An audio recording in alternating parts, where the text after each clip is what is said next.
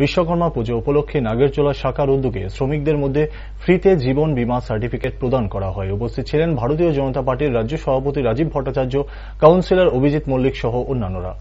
রাজীব ভট্টাচার্য বক্তব্য রাখতে গিয়ে বলেন, 2018 সালে ত্রিপুরায় একটি রাষ্ট্রবাদী সরকার প্রতিষ্ঠিত হয়েছিল।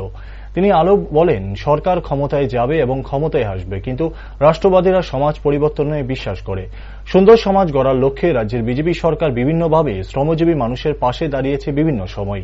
তিনি শ্রমিকদের উদ্দেশ্যে আহ্বান জানান যে ত্রিপুরা আপনার এবং এই রাষ্ট্র আপনাদের, এই ভাবনায় শ্রমিকদের কাজ করতে হবে আগামী দিনে। নরেন্দ্র মোদী দেশের প্রধানমন্ত্রীর দায়িত্বভার গ্রহণ করার পর সমাজের বিভিন্ন অংশের মানুষের কল্যাণার্থে অনেক প্রকল্প চালু করেছেন, তারই মধ্যে এই বীমা প্রকল্প একটি অন্যতম।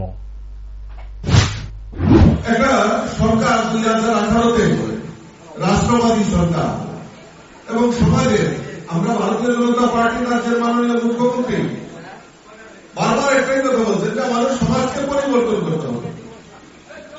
আমাদের ক্ষমতা বেশি দিন নয়, ক্ষমতা পরিবর্তন হতে পারে, কিন্তু আমাদের এই সমাজটাকে পরিবর্তন করতে হবে।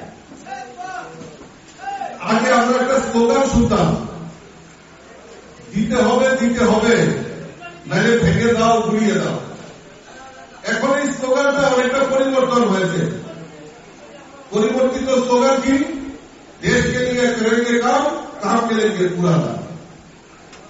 এইভাবে দিনের পর দিন স্লোগান পরিবর্তন হচ্ছে, মানুষের মধ্যে চাহিদার পরিবর্তন হচ্ছে এবং সুস্থ সমাজ গঠনের লক্ষ্যে আমাদের সরকার বিভিন্নভাবে আমাদের এই রাজ্যের শ্রমিক, গরিব, সমস্ত অংশের মানুষের জন্য যেভাবে আমাদের সরকার, আমাদের রাজ্যের মাননীয় মুখ্যমন্ত্রী থেকে শুরু করে সকলে মিলে যেভাবে প্রয়াস হচ্ছে, আমি শ্রমিক বন্ধুদের কাছে একটাই আবেদন করবো আপনাদের যে এই ত্রিপুরা রাজ্যটা আপনার, এই রাজ্যটা আপনার, এই রাষ্ট্রটা আপনার, এই ভাবনা নিয়ে আমাদের সকলের শ্রমিকদের আমাদের কাজ করতে হবে।